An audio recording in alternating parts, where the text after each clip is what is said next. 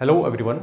आज इस लेक्चर में अपन जो टॉपिक स्टार्ट करने जा रहे हैं वो है केमिकल काइनेटिक्स। तो हेडिंग डालिएगा केमिकल काइनेटिक्स। ओके, तो सबसे पहले अपन जानते हैं कि केमिकल रिएक्शंस कितने तरह की होती है। तो सबसे पहले लिखिए वेरी फास्ट रिएक्शंस,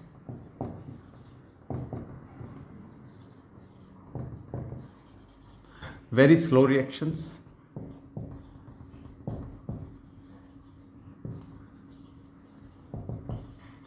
और तीसरे टाइप की रिएक्शंस होती है मॉडरेट रिएक्शंस।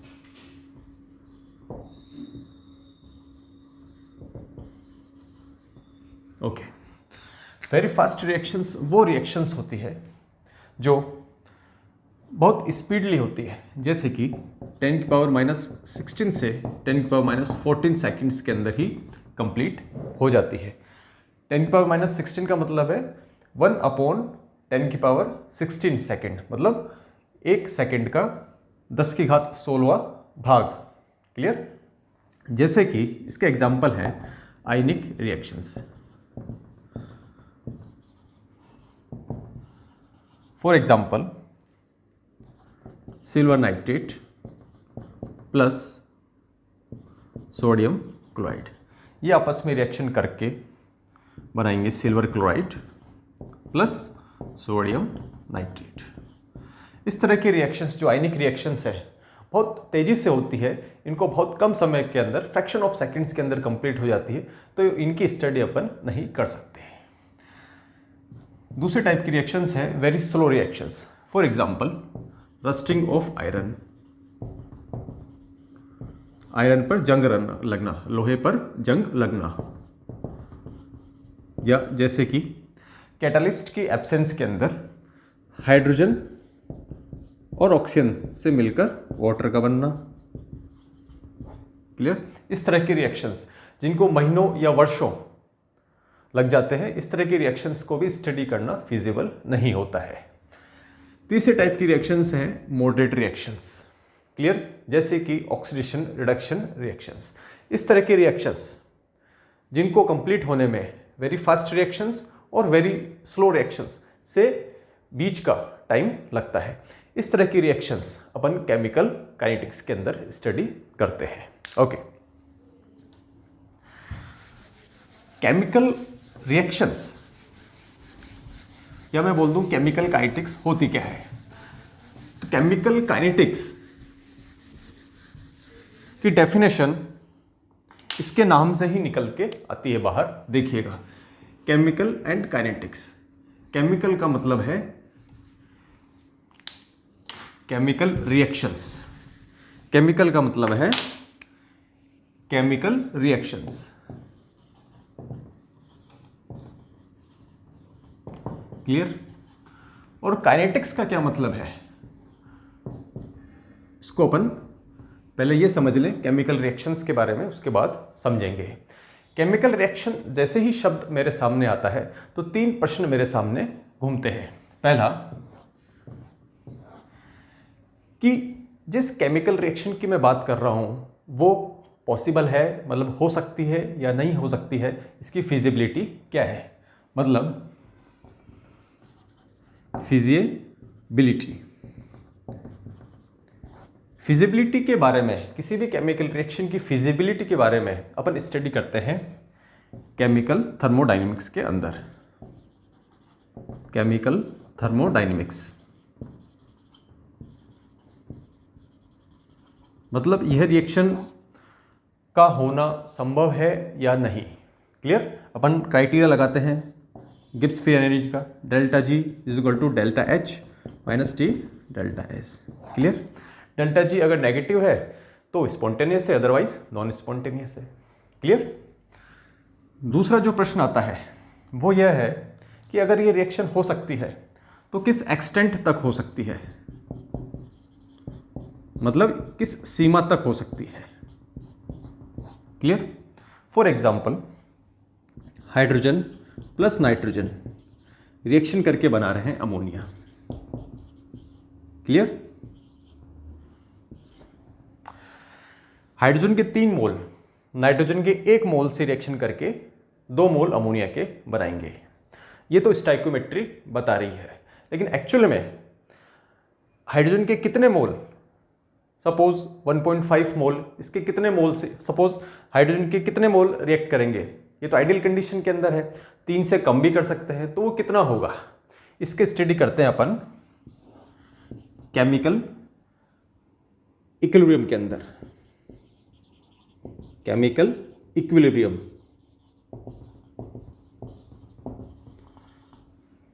और यहीं पर अपन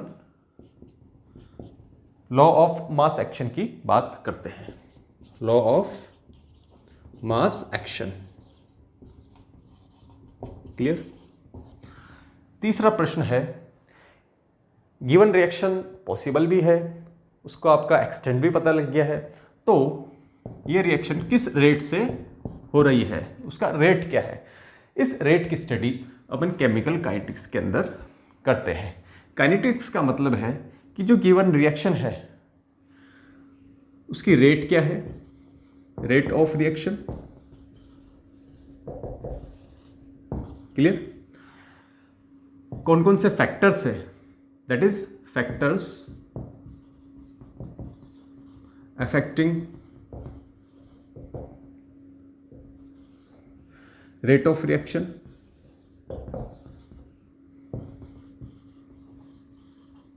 और जो गिवन रिएक्शन है इसकी मैकेनिज्म क्या है, मैकेनिज्म क्या है। मैकेनिज्म अगर पता लग गई तो कौन सा स्टेप स्लोएस्ट स्टेप है, दैट इज आरडीएस है। तो आरडीएस अगर पता लग गई तो आप उसका फिर रेट लॉ फाइंड आउट कर सकते हैं। That means correlate mechanism of the reaction with rate law of the reaction. तो फाइनली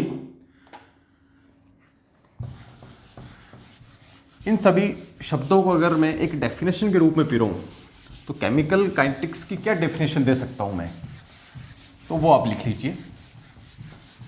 केमिकल काइनेटिक्स की डेफिनेशन लिख लीजिए, हेडिंग डालिए डेफिनेशन, हेडिंग डालिएगा definition.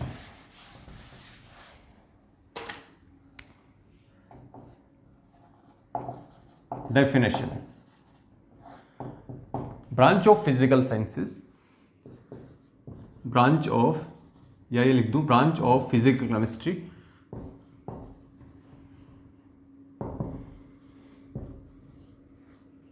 branch of physical chemistry in which we deal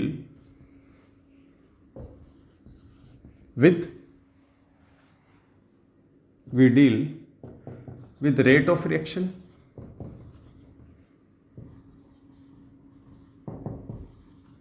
factors affecting rate of reaction, factors affecting rate of reaction,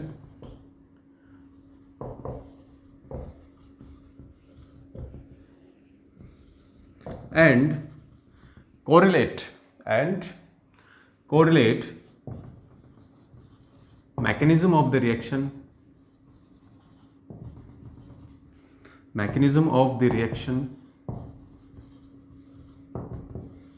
with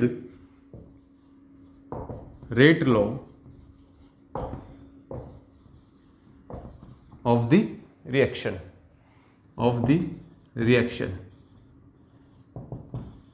is called chemical kinetics,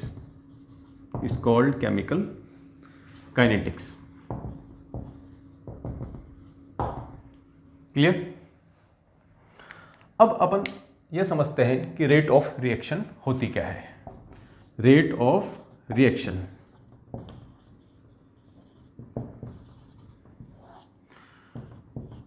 इसके लिए अपन एक reaction को consider करते हैं। सपोज ए रिएक्टेंट है और ये प्रोडक्ट पी के अंदर कन्वर्ट हो रहे हैं, क्लियर।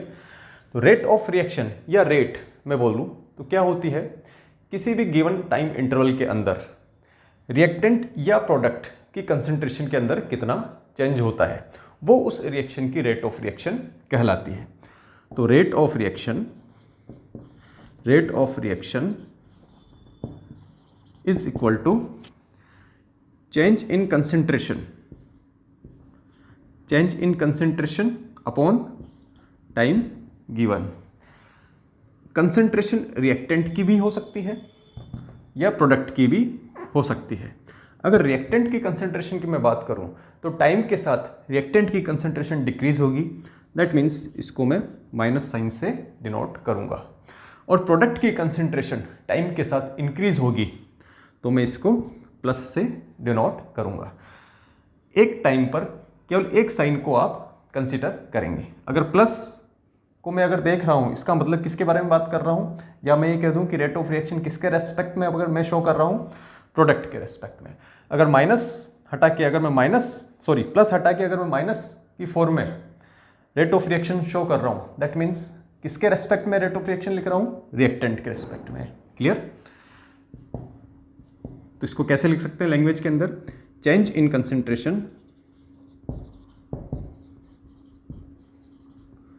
कंसंट्रेशन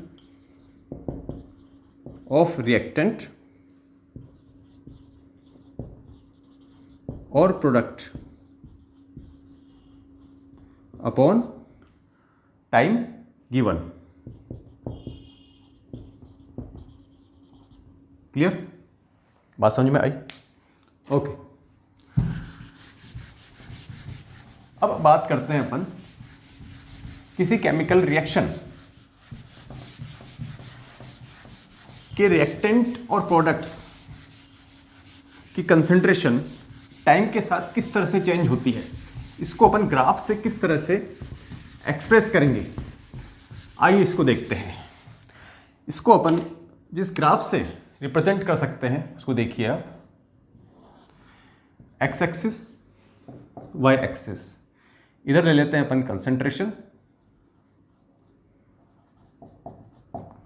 कंसंट्रेशन और इधर ले लेते हैं टाइम, या बोल दूं टी से डिनोट करते हैं, और कंसंट्रेशन को अपन सी से डिनोट करते हैं। क्लियर? तो जो ग्राफ आएगा वो इस तरह का आएगा कुछ, ये देखिएगा आप ध्यान से। क्लियर? ये किस रिएक्शन के लिए, सपोज ए रिएक्टेंट है और प्रोडक्ट पी है, इस रिएक्शन के लिए अपन ये ग्राफ बना रहे हैं। Clear? A stands for reactant and P stands for product. A की कंसंट्रेशन है ये, और ये जो इंक्रीज हो रही है वो कंसंट्रेशन किसकी है, मैं इसको इस तरफ लिख सकता हूं, ए और ये पी की कंसंट्रेशन। क्लियर? बात समझ में आई? देखिए आप, इनिशियली ए की कंसंट्रेशन यहां पर थी, और ये टाइम के साथ जैसे जैसे टाइम इंक्रीज हो रहा है along the x axis time increase हो रहा है, तो ए की कंसंट्रेशन डिक्रीज हो रही है और पी की कंसंट्रेशन इंक्रीज हो रही है। क्लियर? ये पॉइंट इक्विलिब्रियम पॉइंट नहीं है, आपको यह याद रखना है। जहां पर दोनों ग्राफ्स एक दूसरे को क्रॉस कर रहे हैं, इस बात से कंफ्यूज नहीं होना है कि यह कोई इक्विलिब्रियम पॉइंट है, क्योंकि एक बात ध्यान रखिए कि इक्विलिब्रियम पॉइंट आपको रिवर्सिबल रिएक्शंस के अंदर मिलेगा, किसी भी इररिवर्सिबल रिएक्शन के अंदर नहीं मिलता है। यह पॉइंट वहाँ है जहाँ पे रेट ऑफ डिसअपीयरेंस ऑफ ए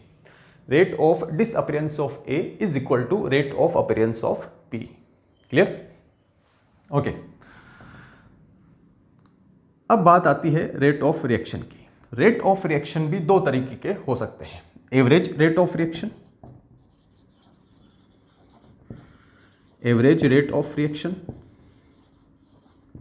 ध्यान से समझिएगा, average rate of reaction. Suppose मैं आपको टाइम इंटरवल दे दूं कि इस time interval that is T1 से इस टाइम इंटरवल T2 के बीच आपको इस रिएक्शन की रेट ऑफ रिएक्शन बतानी है। देखिएगा आप, इससे पहले एक चीज समझिए कि सपोज टाइम यहां से यहां तक के लिए मैं कैलकुलेट कर रहा हूं रेट ऑफ रिएक्शन। इस जगह पर जो कंसंट्रेशन है वो ऑलमोस्ट यहाँ पर है, और इस पॉइंट पर जो कंसंट्रेशन है वो लगभग यहाँ है। क्लियर? तो कंसंट्रेशन जो चेंज हुई है वो यहाँ से यहाँ तक हुई है, that means this amount of concentration is changed between this time interval. Clear? अगर इधर देखूं मैं तो ध्यान से देखिएगा, ये वाला टाइम इंटरवल और ये वाला टाइम इंटरवल लगभग बराबर है। यहां देखिए आप, क्लियर?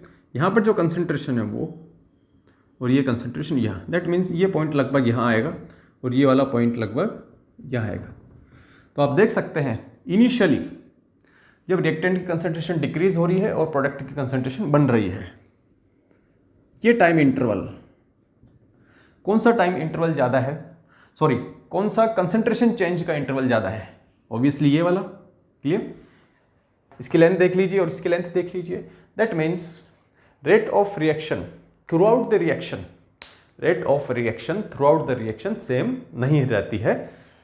इनिशियली स्लोप ज़्यादा है और बाद में धीरे धीरे कम होता जा रहा है। That means initially rate of reaction ज़्यादा है और बाद में रेट ऑफ रिएक्शन कम होती जा रही है। क्लियर?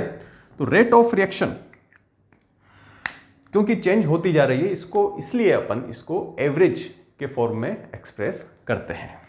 क्लियर? ओके, इसको मैं मिटा देता हूं। आई थिंक ये बात आपको समझ में आ गई कि rate of reaction through out the reaction same न रहकर चेंज होती रहती है। ओके, अब देखिएगा आप ध्यान से,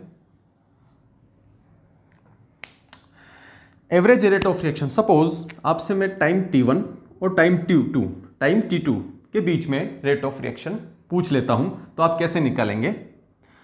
rate of reaction, average rate of reaction reactant के रेस्पेक्ट में भी निकाल सकते हैं और प्रोडक्ट की कंसंट्रेशन के चेंज के रेस्पेक्ट में भी निकाल सकते हैं। रिएक्टेंट के रेस्पेक्ट में अपन कैसे निकालेंगे?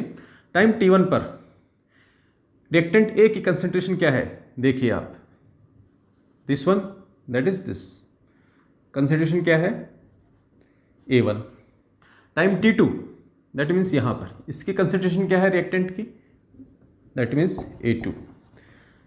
That means from time t1 to time t2 reactant की कंसंट्रेशन इतनी चेंज हुई है।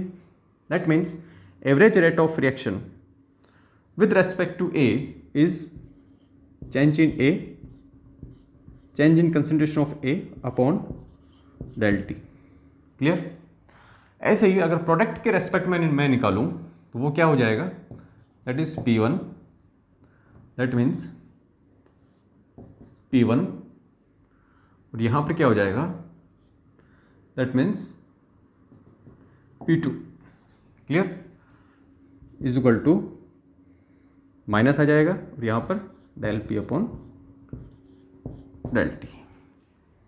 बात समझ में आई? एवरेज रेट ऑफ रिएक्शन क्या है? अगर मैं बात करूं instantaneous rate of reaction, instantaneous rate of reaction, instantaneous rate of reaction क्या होती है? एक किसी भी पर्टिकुलर टाइम पर, किसी भी पर्टिकुलर टाइम ये है या कोई भी पॉइंट पर रिएक्शन की रेट वो क्या कहलाती है? इंस्टेंटेनियस मीन्स एक पर्टिकुलर टाइम, सपोज 5 सेकंड पर या 6 सेकंड पर, एक पर्टिकुलर सेकंड पर, वो उस रिएक्शन की इंस्टेंटेनियस रेट ऑफ रिएक्शन कहलाती है। दैट मीन्स अगर इस टाइम इंटरवल को अगर मैं 0 कर दूं, क्लियर, तो वो क्या कहलाएगा? इसका instantaneous time rate of reaction. That means del T upon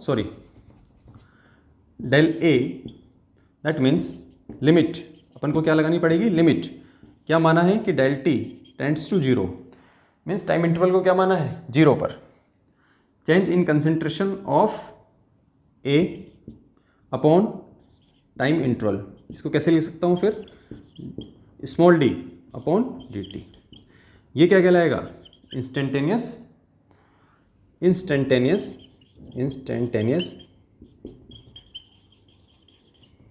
rate of reaction. Clear? ऐसे ही P के रेस्पेक्ट में निकाल सकता हूं मैं limit delta T tends to 0, del P by del T is equal to dP by dt। Clear? Instantaneous rate of reaction किसी भी टाइम t पर स्लोप के जो ग्राफ है इसके ऊपर जो टेंजेंशियल बनाएंगे अपन, सपोज इस टाइम इंटरवल इस t पर आपको रेट ऑफ रिएक्शन पूछी गई है, इस पर आप टेंजेंशियल बनाएंगे, सॉरी ये लाइन बनाएंगे और ये जो पॉइंट है इसके ऊपर जो टेंजेंशियल होगा, इस टेंजेंशियल का जो स्लोप होगा that is called instantaneous rate of reaction. Clear? Okay, ये बात हुई अपनी इंस्टेंटेनियस रेट ऑफ रिएक्शन की।